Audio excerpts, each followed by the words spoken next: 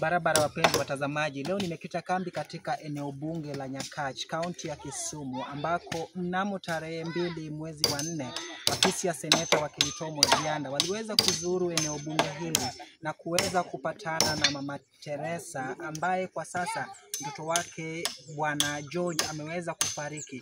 Aliweza kuomba na au kupeana ombi la msaada kwa afisi ya seneta wa Tom Ojianda kuhusiana na ujenzi wa jengo mpya au nyumba mpya ambayo ingewasaidia watoto pamoja na familia ya George ambao kwa sasa wamebaki hapa. Na jinsi unavyoona, ahadi ni deni, na jinsi wahenga walivyosema kuwa siku njema huonekana asubuhi.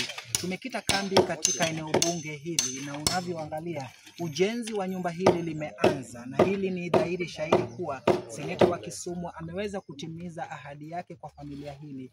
Unavyoona kwa sasa fundi wameweza kupiga mbao na pia wameweza kupiga msumali, na hivi karibuni jumba hili litakuwa limekamilishwa na familia hili litakuwa linapata hali pema pa kuweka au kulala, jinsi walivyosema kuwa wakati huu hasa wa mvua hawawezi kupata njia nzuri au hawawezi kupata pahala pazuri pa kulala. Itakuwa furaha iliyotele kwa familia hili ambalo kwa sasa seneta ameweza kuwatazama kwa jicho nzuri na ameanza shughuli ya ujenzi wa nyumba hili. Nitakuwa na kuwapeperushia matangazo haya moja kwa moja kutoka katika eneo bunge la Nyakach, kaunti ya Kisumu. Nikiripotia Darubini la Geno Media kutoka kaunti ya Kisumu, eneo bunge la Nyakach. Langu jina ni James Otieno.